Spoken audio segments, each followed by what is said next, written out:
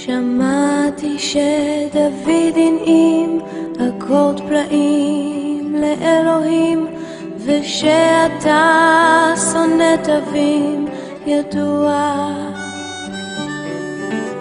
אקורד עגום ומסתורי, מינור נופל, מז'ור ממריא, ומלך מבולבל שר הללויה, הללויה, הללויה, הללויה, הללויה.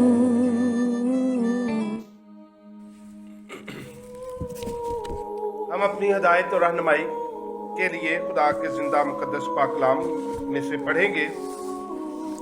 पुराने अहदनामा में से सलातीन की दूसरी किताब यानी दूसरा सलातीन और उसका चौथा बाब, उसकी 8वीं आयत से 14वीं आयत तक। सलातीन की दूसरी किताब, दूसरा सलातीन, चौथा बाब और उसकी 8वीं आयत। खुदावंद के जिंदा मुकद्दस पाक कलाम में इस तरह से लिखा है। और एक रोज ऐसा हुआ कि एलीशा शनीम को गया। वहां एक दौलतमंद औरत थी और उसने उसे रोटी खाने पर मजबूर किया। फिर तो जब कभी वो इधर से गुजरता रोटी खाने के लिए वहीं चला जाता था, तो उसने अपने शोहर से कहा, देख, मुझे मालूम होता है कि ये मर्द खुदा जो अक्सर हमारी तरफ आता है मुकद्दस है। हम उसके लिए एक छोटी सी कोठरी दीवार पर बना दें और उसके लिए एक पलंग और मेज और चौकी और शमादान लगा दें। फिर जब कभी वो हमारे पास आए तो वहीं ठहरे। सो एक दिन ऐसा हुआ कि वो उधर गया और उस कोठरी में जाकर वहीं सोया। फिर उसने अपने खादम जहाजी से कहा कि इस शनीमी औरत को बुला ले। उसने उसे बुला लिया और वो उसके सामने खड़ी हुई। फिर उसने अपने खादम से कहा, तू इससे पूछ के तूने जो हमारे लिए इस कदर फिक्रें की तो तेरे लिए क्या किया जाए? क्या तू चाहती है कि बादशाह से या फौज के सरदार से तेरी सिफारिश की जाए? उसने जवाब दिया, मैं तो अपने ही लोगों में रहती हूँ। फिर उसने कहा, इसके लिए क्या किया जाए? तब जहाजी ने जवाब दिया कि वाकई इसके कोई फर्जंद नहीं और इसका शोहर बूढ़ा है। कलाम मुकद्दस का पढ़ा जाना हम सबों के लिए बाइस बरकत हो। मसीह में मेरे अजीजों, खुदावंद खुदा के शुक्रगुजार हैं कि जिसने एक दफ़ा फिर अपनी पाक हजूरी में हमें आने का मौका दिया है। और खुदा अपने पाक कलाम से आज हमें कलाम मुकद्दस की इस कहानी, जिसके आगाज़ की चंद आयात मैंने आपके सामने तलावत की है, पढ़ी हैं। और ये पुराने अहदनामा में बड़ी ही मशहूर एक कहानी है कि एक शनीमी औरत का इसमें जिक्र है जो दौलतमंद है, और वो दौलतमंद होते हुए खुदा के खादमों की खिदमत करना चाहती है और उसने की। और उसने एलीशा नबी के लिए उस इलाका में, क्योंकि एलीशा नबी जाता खुदा के कलाम की मनादी करता, एक अपनी दौलत से, अपने माल से एक घर, कोठड़ी, छोटा कमरा तामीर किया ताकि खुदा का बंदा जो मुझे मर्द खुदा और खुदा का रूह इस पर ठहरा हुआ मालूम होता है, इसमें वो रहा करे। और ऐसा हुआ, उसने अपनी दौलत से एक घर तामीर किया تاکہ خدا کا بندہ اس میں آ کر تھوڑی دیر اسٹے کر سکے، ریسٹ کر سکے۔ اور اس میں جہاں اس شونیمی عورت کا ذکر ہے وہاں مرد خدا الیشا کا بھی ذکر ہے، جو جس کا الیشا کا استاد ایلیا نبی تھا۔ جب وہ آسمان پر جانے کو تھا ایلیا نبی، تو اس نے اپنے شاگرد کو ایک خدا کی طرف سے اس پر خدا کی روح کا دونا مسا اس پر تھا، اور وہ ایلیا کی طرح ہی خدا کی قدرت سے لبریز بڑے بڑے معجزے کیا کرتا تھا۔ اور ایک اور شخص کا اس کہانی میں ذکر آتا ہے جس کا نام جہازی ہے، جو الیشا نبی کا خادم ہے۔ اور آج ان کرداروں میں سے دیکھیں گے کہ اگر میں چاہوں گا کہ آپ عبادت کے بعد پورے ہفتہ میں جب اب آپ کو یہ وقت ہے تو آپ سلاطین کی دوسری کتاب کا 4 اور 5واں باب ضرور پڑھیں۔ اور یہ ایک بڑی لمبی سٹوری، بلکہ 2 کہانیوں پر مشتمل یہ 2 ابواب ہیں۔ ہمیں خدا کے کلام سے بہت کچھ ان کہانیوں سے سیکھنے کو ملے گا۔ اور آج ان کرداروں میں سے ایک کردار جہازی کے کردار پر ہم تھوڑی دیر کے لیے غور کریں گے۔ بائبل مقدس میں بہت سارے کردار ہیں، اور بہت سارے کردار جو بائبل مقدس میں پائے جاتے ہیں ان سے ہمیں بہت سارے سبق ملتے ہیں۔ بعض کردار مثبت ہیں، ان کا یعنی کہ رویہ اور کردار ایسا رہا جو بڑی مثبت سی بڑی اچھی ہمیں وہ باتیں بیان کرتا ہے جو ہمارے لیے مشورہ راہ ہے۔ لیکن بعض کردار ایسے بھی ہیں جن کے اثرات منفی بائبل مقدس میں نظر آتے ہیں، لیکن جن کے اثرات بائبل مقدس میں جن اشخاص کے کرداروں کے اثرات منفی نظر آتے ہیں ان کی زندگیوں سے بھی ہم بہت کچھ سیکھ سکتے ہیں۔ جہازی کا کردار بھی بائبل مقدس میں ایسے ہی ایک کرداروں میں سے ایک ہے جو کہ منفی کردار کا مالک تھا۔ اگر جہازی کی خدمت کو دیکھیں تو جہازی کی خدمت انہی 2 ابواب میں ہمیں نظر آتی ہے جو میں نے آپ کو پڑھنے کے لیے کہے۔ لیکن اس کا اگر شجرہ نسب حسب نسب کو دیکھیں تو بائبل مقدس جہازی کے حسب نسب کے بارے میں نہیں بیان کرتی ہے، لیکن یہ معلوم ہوتا ہے کہ یہ الیشا کے ساتھ اس کا خادم تھا، خدمت گزار تھا، اور خدمت میں الیشا کے ساتھ تھا۔ بائبل مقدس کے مفسرین یہ بیان کرتے ہیں کہ یہ جہازی جو تھا، یہ ایلیا جب آسمان پر اٹھایا جانے کو تھا تو بہت سارے اس علاقہ میں انبیاء زادے تھے جو نبی بننے کے لیے اپنے آپ کو تیار کر رہے تھے، ان میں ایک جہازی بھی تھا۔ لیکن جہازی کا جو روحانی سفر ہے یا خدمت کا جو سفر ہے وہ خدا کے روح کی حضوری کے ساتھ شروع ہوا، اور جہازی کی خدمت جسمانی لالچ پر آ کر ختم ہو گئی۔ آج اس کردار کو دیکھیں گے کہ جہازی جو تھا، اگر ہم 4 باب سے 5ویں باب میں آتے ہیں تو وہاں اس کا منفی کردار اس طرح سے نظر آتا ہے کہ نعمان کوڑی اس باب میں الیشا کے پاس آتا ہے اور اپنے کوڑ سے شفا پانے کے لیے درخواست کرتا ہے، اور الیشا کہتا ہے کہ تو جا کر دریائے یردن میں 7 بار غوطہ لگا۔ اور جب نعمان اس کے کہنے پر 7 بار غوطہ لگاتا ہے تو اس کا کوڑ اس سے جاتا رہتا ہے، اور اس کا بدن چھوٹے بچے کی مانند نرم ملائم شفاف ہو جاتا ہے۔ اور وہ اپنی شفا کو حاصل کرنے کے بعد الیشا کے پاس جب نعمان جاتا ہے تو وہ اس کو بہت سارے تحائف دینا چاہتا ہے جس میں سونا چاندی کپڑے موجود ہیں، بائبل مقدس میں ان کا ذکر ہے۔ تو الیشا نے کچھ بھی نہ لینے سے انکار کیا۔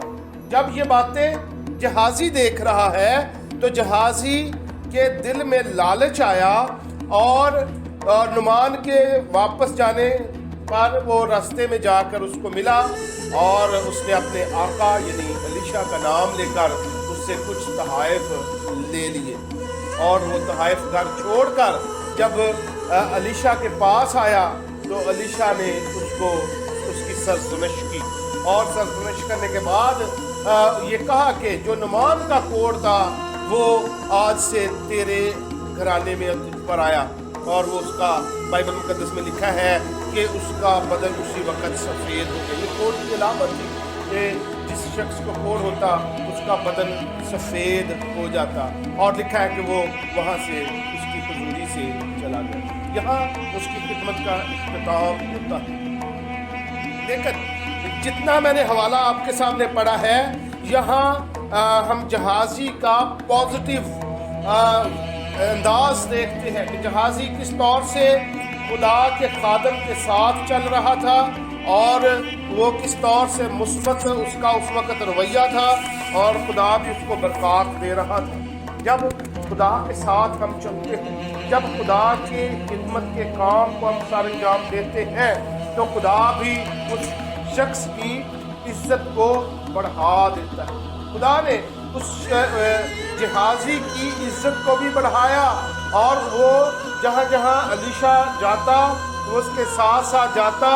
جو لوگ الیشا کی خدمت کرتے وہی خدمت جہازی کو بھی وہی فیسلٹیز حاصل ہوتی تھیں، یعنی وہ اس کی عزت اس طرح ہی کرتے اگرچہ وہ اس کا خادم تھا۔ بائبل مقدس کے زبور 20 میں ہم گاتے بھی ہیں کہ عزت تیری وداوے گا یعقوب دا خدا، اور خدا اس کی عزت کو بڑھا رہا تھا، اور وہ اپنے آقا کے ساتھ۔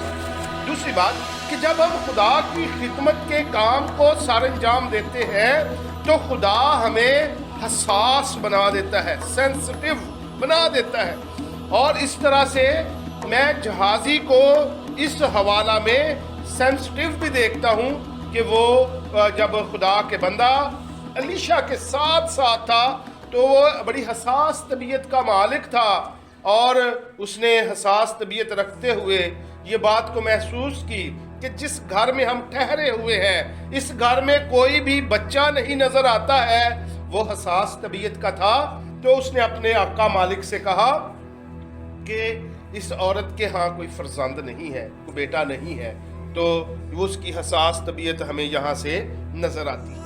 اور تیسری بات کہ جو لوگ خدا کے ساتھ چلتے ہیں، خدا ان کو دوسروں کو آگے بڑھانے کے لیے بھی اندر جذبہ دیتا ہے کہ وہ چاہتے ہیں کہ وہ دوسروں کی فکر کریں۔ جہازی یہاں دوسروں کی فکر کرتا ہوا نظر آ رہا ہے۔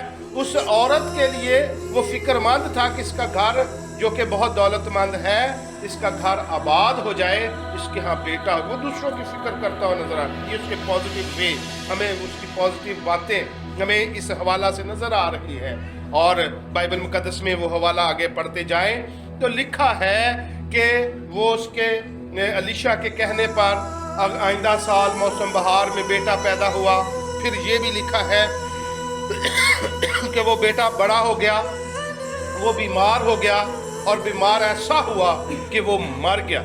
اور الیشا نے آ کر دوبارہ اس بیٹے کو جو اس شونیمی عورت کے پیدا ہوا تھا اس کے سانسوں کو دوبارہ سے بحال کیا، اور خدا کی قدرت الیشا میں سے ہو کر نکلی، اور وہ بیٹے کی دوبارہ اس بچے کی دوبارہ سانسیں بحال ہوئی۔ لیکن ہم جہازی کی بات کر رہے ہیں۔ جہازی کا انداز ہمیں مثبت نظر آ رہا ہے، وہ خدا کے ساتھ چل رہا ہے، اور خدا بھی اس کی مدد کر رہا ہے۔ ہمارے اندر بھی ایسا ہی احساس ہونے کی ضرورت ہے کہ ہم جب خدا کے ساتھ چلتے ہیں تو خدا ہماری عزت کو بڑھاتا ہے، خدا ہمیں حساس سینسٹیو بنا دیتا ہے، ہم دوسروں کی فکر کرنا شروع کر دیتے ہیں۔ اور خدا کے کلام میں یہ بھی لکھا ہے زبور 23 میں کہ وہ خدا وہ تیرے دشمنوں کو، وہ میرے دشمنوں کے روبرو میرے آگے دسترخوان بچھاتا ہے۔ خدا واقعی ان کو ہر بیماری سے، مشکل سے، مصیبت سے خدا اپنے لوگوں کو بچا کے رکھتا ہے، اور ان کو خدا نے کامیاب بھی کرتا ہے۔ لیکن جب دولت اور دنیا کی فکریں ہمیں گھیر لیتی ہیں تو ہمیں خدا سے وہ دور کر دیتی ہیں۔ اور ایسا ہی جہازی کے ساتھ ہوا۔ جہازی نے جب اپنے گھر کی فکروں کو دیکھا کہ گھر میں تو بہت ضرورتیں کھڑی ہیں، تو اس نے نعمان کے اس تحائف میں سے کچھ تحائف اپنے لیے رکھ لیے، اس سے لے لیے، جس سے اس کا لالچ ظاہر ہوتا ہے اور وہ دنیا کی فکروں کا شخص نظر آتا ہے۔ لیکن یہ دور دنیا کی فکریں کرنے کا دور نہیں ہے۔ ایک مسیحی کو دنیا کی فکروں میں رہنے کی ضرورت نہیں ہے، کیونکہ جو خدا جس نے ہمیں پالا ہے، جس نے ہمیں اپنے لوگ بنایا ہے، وہ اپنی ہماری فکروں کو بھی جانتا ہے۔ اور بائبل مقدس میں لکھا ہے کہ اپنی ساری فکریں مجھ پر چھوڑ دو کیونکہ مجھے تمہاری فکر ہے۔ اس نے یہ بات کو نہ سوچا، بلکہ اس نے اپنی ضرورت کو اس وقت پورا کرنے کے لیے وہ خدا کے کلام میں بزرگ داؤد کہتا ہے زبور 42 میں کہ جیسے ہرنی پانی کے نالوں کو ترستی ہے، ویسے ہی میری روح تیرے لیے ترستی ہے۔ اور بزرگ داؤد تو کہتا ہے کہ میری روح جو ہے خدا کے لیے ترستی ہے، لیکن جہازی کی روح اس وقت دنیاوی ضرورتوں کے لیے ترس رہی تھی۔ وہ لالچ، ہرس اور ہوس کا شکار ہو چکا تھا، اور وہ اس نے اس کا خمیازہ بھی بھگتا، اور وہ خدا کی حضوری سے دور بھی ہو گیا۔ آج اگر ہم اپنی زندگیوں کو دیکھیں کہ خدا نے ہمیں اپنے لوگ بنایا ہے، اپنے خون خریدے شخص لوگ بنایا ہے، اور اپنے بیٹے کو اس دنیا میں بھیجا، اور اس کا لہو ہمیں تمام گناہوں سے پاک کرتا ہے۔ خدا نے ہمیں اپنے بیٹے کے لہو سے دھو کر پاک اور صاف کیا ہے، عزت بخشی ہے، اپنے لوگ بنایا ہے، ہمیں حساس بنایا ہے، دوسروں کی فکر کرنے کے لیے بنایا ہے۔ اگر ہم دنیاوی فکروں میں الجھے ہوئے ہیں تو ہمارا بھی یہی نتیجہ اور ہمیں بھی اس طرح کا خمیازہ بھگتنا پڑے گا جیسا جہازی کا تھا۔ آج ہمیں اپنی زندگیوں کو غور کرنا ہے کہ جب ہم خدا کی پاک حضوری میں کھڑے ہوں گے تو خدا کے حضور میں اگر ہم دنیا میں رہتے ہوئے لالچ اور ہوس کی شکار ہیں تو خدا ہمیں اپنی حضوری سے دور بھیج دے گا، جیسے جہازی خدا کی حضوری سے دور چلا گیا، خدا ہمیں بھی اپنی حضوری سے دور پھینک دے گا۔ لیکن ہم خدا کے شکر گزار ہیں جس نے ہمیں یہ سیکھنے کا موقع دیا، اور آج کا یہ اتوار اور سن 2023 کے آغاز سے ہی یہ بات سیکھنے کے لیے خدا نے دی ہے کہ اس سال ہمیں دنیاوی فکروں کو پیچھے رکھتے ہوئے خدا کے کاموں میں آگے بڑھنا ہے، تاکہ خدا کے نام کو عزت و جلال مل سکے، ہماری زندگیاں خدا کے جلال میں صرف ہو سکیں، اور ہم سے، ہمارے بدنوں سے، ہماری زبانوں سے خدا کے نام کی تکفیر نہ ہو، بلکہ خداوند اپنے خدا کو ہم اپنی زندگیوں میں پہلا درجہ دے سکیں۔ خداوند ہمیں ایسا کرنے کی توفیق عطا فرمائے، نہیں تو جہازی کا کردار ہمارے سامنے ہے اور اس کا انجام بھی ہمارے سامنے ہے۔ خداوند آپ کو اس کلام کے وسیلہ سے بڑی برکت دے، آمین۔ אני עכשיו לא שיר צליין קדוש מואר, רק שיר שבור וקשה